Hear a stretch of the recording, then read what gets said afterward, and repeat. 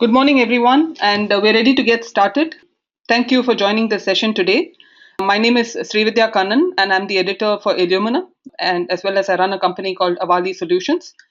Illumina is a digital enterprise digest. It is a monthly edition that presents topics which are very relevant to digitally savvy enterprises.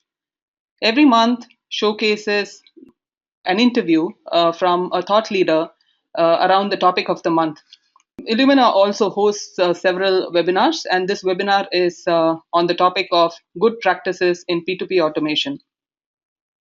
Over the last couple of years, we've met close to about 500 plus enterprise customers, and these are pretty large enterprises. One feedback that is pretty consistently coming out in several of these meetings is that they're looking at ways to automate their procure to pay function, not only to increase operational efficiencies, but also to look at how they can make the function more effective, more operationally effective, and really lead to bring out value to the business. So, in today's webinar, we're going to showcase one such innovation or one such P2P automation best practice that has been put together by Tata Sky, and we have Mr. Vikas Kapoor, who is the Senior VP Finance for Tata Sky, who is going to lead you through the latter part of this presentation. Okay, so what are the key priorities for P2P organizations? There are several studies in this space. There is one recently done by the Hackett Group, which states that best in class organizations are twice as likely to be aligned with corporate goals, spend one third less time collecting and compiling data for analysis, and have almost 50% less cost and FTEs and up to 50% faster processes. Now, these two numbers are pretty interesting. I think 50% less cost and 50% faster process itself is something which is pretty interesting to think about. They are on average 2 times more accurate with forecasting. So, some pretty interesting analysis by the Hackett Group. If you look at the long term P2P strategic initiatives that is also resulting as a part of this study that they have done, long-term P2P strategy, so long-term being here about say 5 to 10 years, then most organizations that they have interviewed state that their goal is to standardize the end-to-end P2P processes globally. 65% of companies state that their goal is to standardize the end-to-end P2P processes globally. But what is interesting from this study also is that 20% of organizations have stated that they do not have a long term P2P strategy or vision. The good news is at least 80% do, but it is pretty concerning that 20% state that they do not have a long term P2P strategy or vision.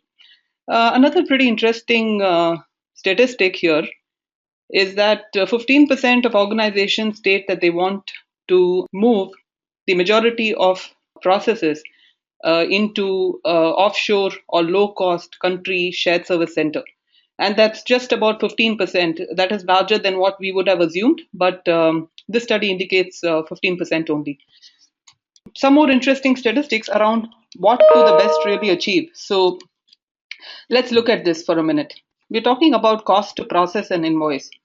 And here, the way this is defined is that the total cost is defined as the total, direct cost minus of all overheads to process an invoice divided by the number of invoices that they process every month.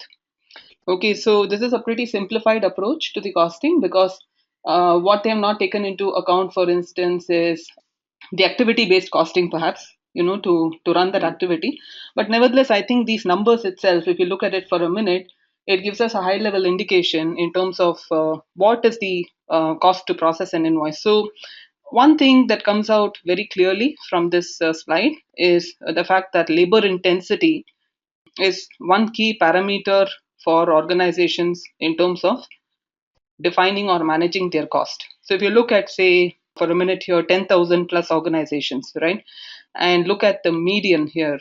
As organizations are increasing in size, defined by the number of employees, the cost is progressively coming lower. What this really showcases, perhaps, is the fact that most large enterprises, given that they are putting in place methodologies and tools to automate these processes, they're driving down costs significantly. Labor intensity itself is a key factor to essentially define costs, because the more the number of labor intensive processes, for instance manual workflows, manual matching of invoices and so on, the costs typically tend to go up. So this is a pretty interesting analysis. The other analysis is cost to process an invoice by industry. So industry, really depending on the kind of industry one is in, there are some inherent factors in that industry that really drives costs upwards or downwards. So, for instance, while a company culture and processes, of course, are elements which determine the kind of spends. On an average, if we look at, say, retailers and manufacturers from the slide, the cost to process an invoice is typically lower than, for example, professional, scientific, or technical services, or finance and insurance, information media publishing, where the costs are tending to be higher because enterprises have a lot of PO based invoices. As a manufacturer, there are a lot of PO based invoices, or as a retailer, there are a lot of PO based invoices, given that the procurement itself is a lot of direct raw material spends. Whereas there could be a lot of non PO based invoices in the other industries, which really drives up costs, essentially because of perhaps seasonal procurements or from one-time vendors and so on and so forth. So processing costs are driven not only by the size of the organization but also by the kind of industry that one operates in. The other interesting thing that I wanted to bring out here is, irrespective of the industry, organizations that have put best practices in place, that is represented by the first quartile here, have typically anywhere between 20 to 50% lower costs than organizations in the third quartile. So, irrespective of the industry itself, even within, say, for example, finance, insurance, or information media publishing, organizations in the first quartile typically have significantly lower costs as a result of some of the best practices that they have put in. So, here is another interesting statistic in terms of what the best really achieves, right? So, number of invoices processed per process accounts payable FTE for the top 25% is roughly about 4 days, as compared to, say, 14 days for the bottom 25%. So, some interesting statistics for us to think about. I'm now going to hand over to our guest speaker, who is Vikas Kapoor. Vikas represents Tata Sky. Like I mentioned, he's a senior vice president in finance, highly qualified, with more than 15 years of experience in both established and startup organizations. His core specialization is leading the finance function, managing effectively finance and system transformation projects. He has a variety of experience in gap conversion and running complex tax treasury portfolios. So, Vikas, very warm welcome to you, and thank you so much for joining in. I'm going to hand over the presentation to you. We'll make you the presenter, and we look forward to hearing more from you. Yeah, good morning everyone. Pleasure to be part of this webinar. The slides that I want to walk you through, basis my discussion with Srividya also in the past, is how we look at finance functions specifically in Tata Sky. In specific regards to P2P automation, what we believed were the typical barriers that we encountered. There were some compelling reasons that also forced us to look at automation from a P2P perspective, and a gist of what we have achieved as yet in terms of technology updation. So moving ahead, from a finance function, my understanding of it is that earlier it used to be just hinging on two core strengths: financial reporting and compliance responsibilities. But now it has transitioned into a strategic business support. One of the key things when you look at your finance function as a business partner is that you need to have time from your regular activities, mundane activities, or what I call as the bread and butter stuff, and have some available time wherein you can contribute in a real sense to the business. And for that, you need to identify processes which kind of take time, which have governance issues, which have risk issues, and you have to have systems in place which give you the comfort exactly in terms of that, yes, things are going in the right order, and by a little bit of monitoring through automated processes, you can ensure that the controlling activity or the controlling function is able to do its job effectively. As I was mentioning, the evolution of the finance function has strategically moved away from financial reporting and compliance. So while those are there, the real challenge for finance guys is move towards a strategic business support or a business partnering role. For that, one of the key things that we have taken onus on us in Tata Sky is look at regular mundane activities, which are important, which are the bread and butter stuff. You can't falter on those, and see how you can build in systems and automated processes around those areas, which kind of give you free time to concentrate on the business supporting activity. The other important thing is the board also has traditionally now moved away from your standard MIS reports and things, and it is now looking at taking one step ahead in terms of insights and everything. One of the key challenges that we have is technology has been a key enabler in the finance operations.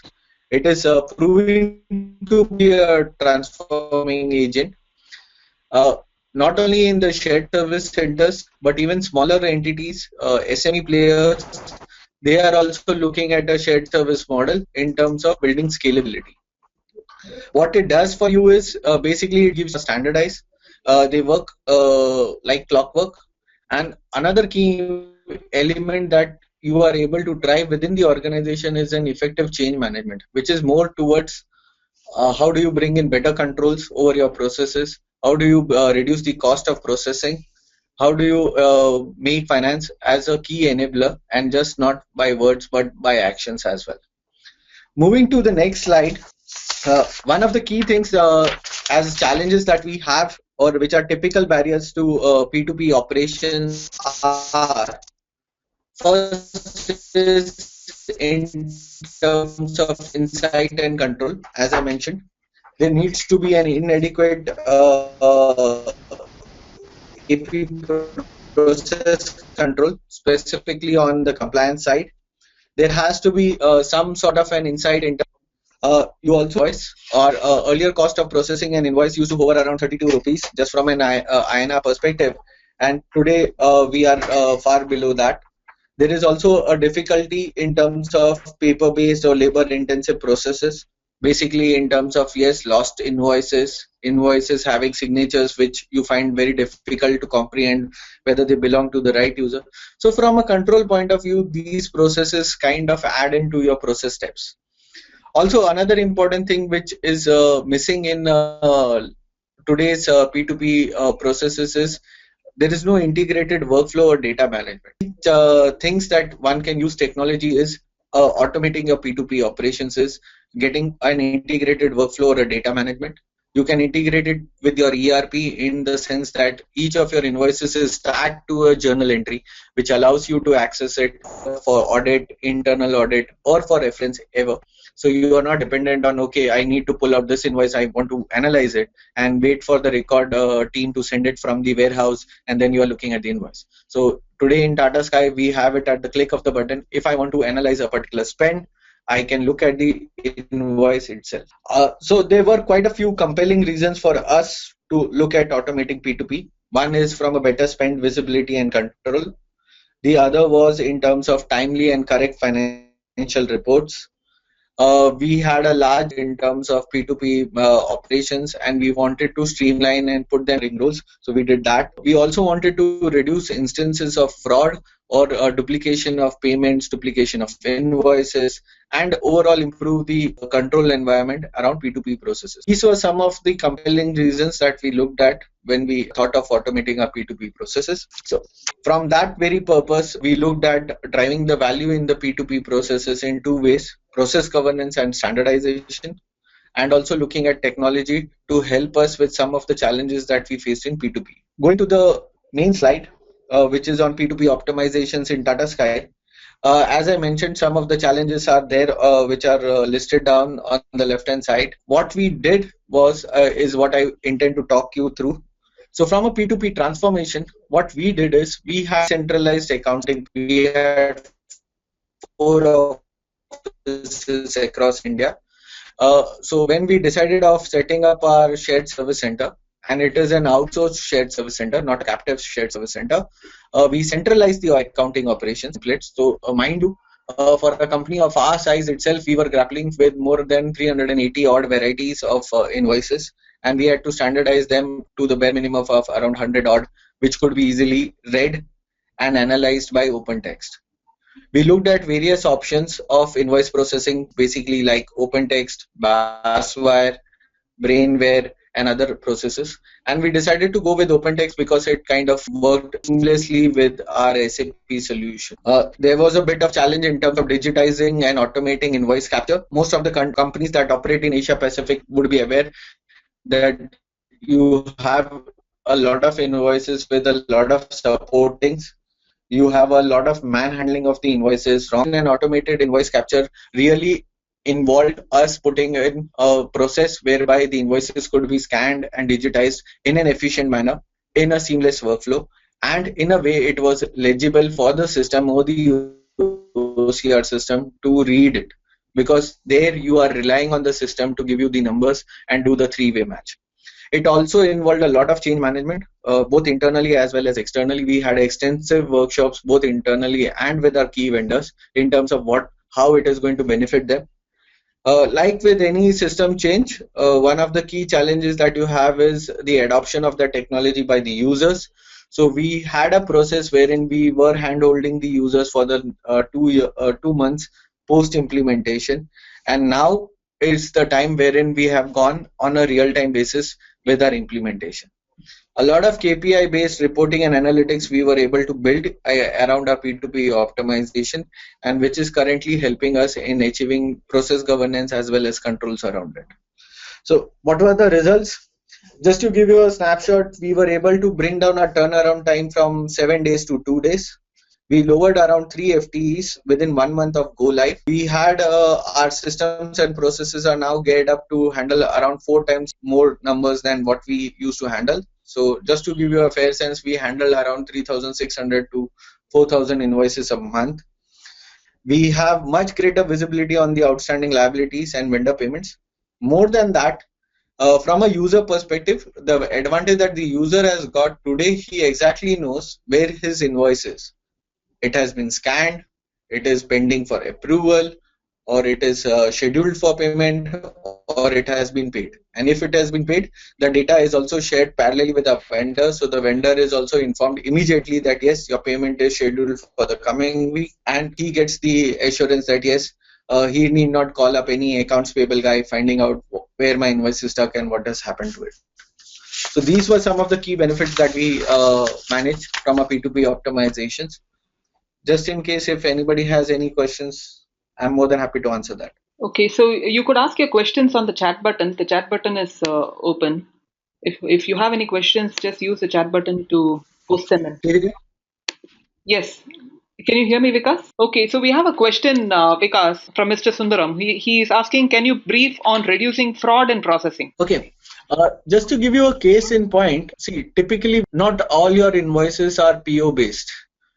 So while we all of us being accountants and controllers, we are aware that doing the three-way match wherein your PO is authorized, you have passed your GRN by a third another person who is not linked with the finance department or who is part of the user department, and then the invoice comes to the finance and finance does the three-way match and processes the invoices. What we have managed to do in terms of automation is a couple of things. When an invoice is scanned by us, automatically it is able to reflect back up to 15 months if there are 3 or 4 parameters that the invoice can be picked up, which means that the invoice number is common, the description on the face of the invoice is common, so it matches around 36 characters, which could be common between one invoice and the other invoice, and the second important thing is the value of the invoice is common. So based on these 3 parameters, if any invoice which is getting scanned, the system looks back internally and tries to check if there was a similar kind of an invoice which it throws up. The moment it throws up a similar looking invoice, it goes an escalation matrix which a person can review and say, okay, this is a new invoice, let me process it. If there is a query, you can forward it to an indexer or to the user department and take it. This happens through a workflow. There are specified tasks in the system with reminders, which ensures that the user department also turns it around on a real-time basis. That's number one. The second important thing that we have done is we have built certain reports specifically in terms of where there are invoices from a particular vendor which are continuously breaching the tolerance limit that we have set in the system. We also look at elements in terms of wherein there is a lot of overwriting on the invoices. So which means that we need to punch in data. So any data which is punched in by my scanning person is automatically as a day end report visible to us. So it gives us comfort that nobody is tampering with the invoices or with the data that is being captured by the system. So these are some of the process or the fraud based controls that we have built into the system. Besides your regular stuff like no payment to a vendor who is not part of the master data, if there is gap in the master data, or a PO is created after invoice. So those are some of the things that we have built as fraud control in open text. Great, thank you, Vikas. The other question is, what are the percentages of PO to non-PO based invoices? Our percentages for PO to non-PO in a month earlier used to hover around 20. Now we have brought it down to around 8%. One of the key reasons why we have been able to bring it down is twofold. We constantly evaluate our PO and non-PO list after every 3 months. And in that review, we constantly look at why a particular process is not on a PO or a contractual based system. So barring the utilities bills or small travel bills, rest all the all the purchases that we do in Tata Sky are on a PO base. So that is how we have been able to bring it. Now the 8% basically hovers around utility bills. It hovers around temporary car hires by pushing those transactions into a corporate travel card. So basically it means that we have one bill from a travel card operator which comes to us as this. So thereby reducing instances wherein we are looking and reviewing manual bills. So when a person uses a cab or something, basis his predefined limits, he can charge it to the card. If he is trying to charge more to the card will automatically refuse it. So we have a control mechanism also, as well as we have reduced instances of non-PO based purchases. Okay, thanks, Vikas. The other question is, have you put an OCR mechanism in place, and how accurate is that OCR extraction? On the OCR side, I do have some comments. First and foremost is you need to invest in a very good scanning device which is able to handle not only do proper scanning but also do it faster. So that's one investment that you simply can't be reducing corners on. The other element is we gradually, when we did the UAT testing, we specifically did the testing at 100 dpi resolution so that the feeble written or the non-scarce looking invoices are able to be scanned. We tested it at lowest DPI. So we were able to identify places wherein we had to ensure that the systems are there in place.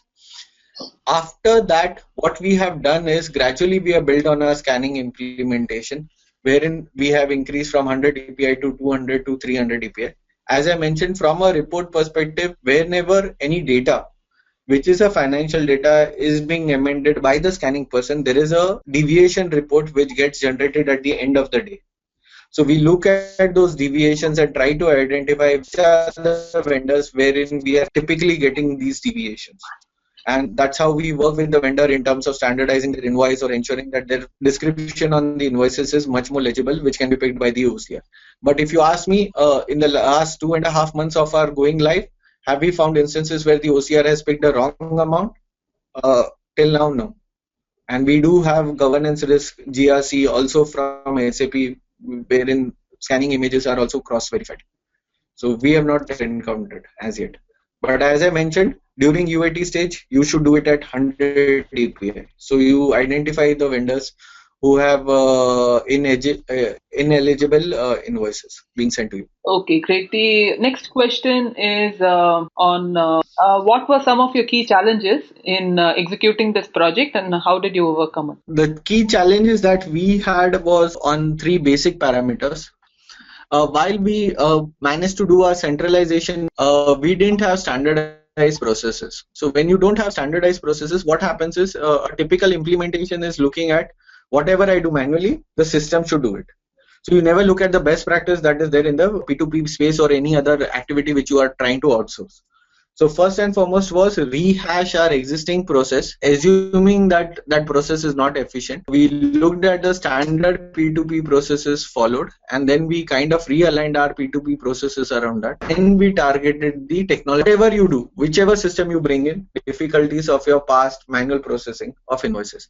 We were looking at a very short time frame of going live, because we were under a strict deadline in terms of going live with the open text because of fraud and other risk issues that we were envisaging.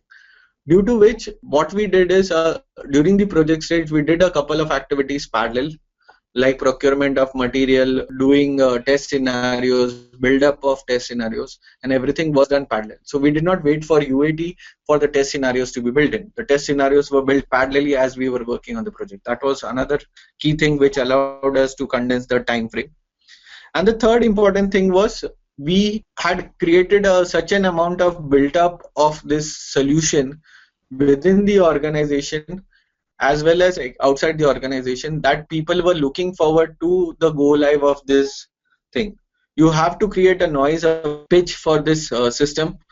You have to constantly have engagements with your users as well as with your vendors, so that they start looking at the benefits as you envisage. If there is no user or a vendor acceptance of this system, trust me, even if you do a very good implementation, it will not be successful in the long run.